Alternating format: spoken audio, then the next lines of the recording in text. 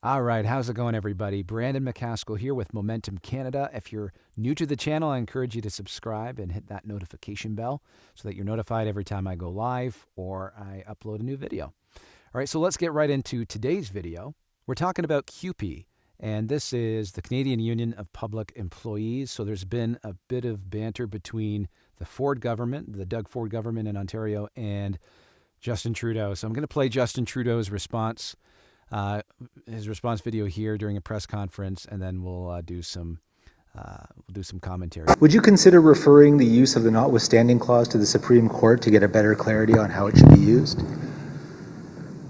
As I've said, it is a very, very serious thing to suspend people's fundamental rights and freedoms. Imagine that. It's a serious thing to suspend people's fundamental rights and freedoms. The proactive use of the notwithstanding clause is actually an attack on people's fundamental rights, and in this case is an attack on one of the most basic rights available, that of collective bargaining. That's why I spoke to union leaders this morning. That's why when I spoke with Premier Ford on Wednesday, I asked him not to invoke the notwithstanding clause preemptively because suspending people's basic rights should never be something people enter into lightly or without seriously weighing the consequences. Okay, let's back up here. I'm going to play that again. Listen to how he's wording this. Because suspending people's basic rights should never, he's putting emphasis on that, never be something people enter into lightly. He's saying that because he's leaving the door open for what he did back in the wintertime with the truckers. Or without seriously weighing the consequences. Now, he didn't seriously weigh the consequences of that, but you can tell he's leaving a little crack in the door to say sometimes it's okay to do that.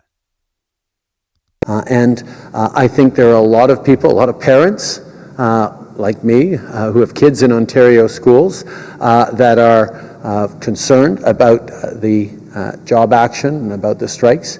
But I can tell you, all parents and all Canadians should be extremely worried about suspension of our most fundamental rights and freedoms. We were extremely worried about what you did in the wintertime, Mr. Trudeau. You just bypassed all parliamentary requirements and just trampled all over our rights and freedoms. That's why, as I've said, the federal government is looking at all options, and we're considering what we can do to continue to be the government and the party that stands up for people's fundamental rights and freedoms, as we always have been.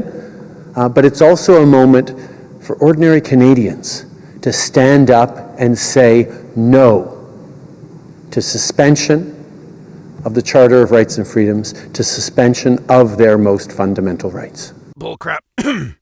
But it's also a moment for ordinary Canadians to stand up and say no to suspension of the Charter of Rights and Freedoms, to suspension of their most fundamental rights. That's what we did, Mr. Trudeau. And you evoked the Emergencies Act, which was the predecessor of the War Measures Act, something you use when you have foreign enemies invading our soil, not for when peaceful protesters just want to have their voice heard. You ran away on vacation well before the truckers ever entered Ottawa. You only stand behind protests that you agree with, and you certainly do not lead every single Canadian. You gave up your leadership for all of Canadians when you called us a fringe minority with unacceptable views. So people like me who support CUPE and their right to stand up in peaceful protest against their government, I respect all Canadians. But you, sir, you don't. You're an opportunist, you lead one party, and you should be ashamed of yourself.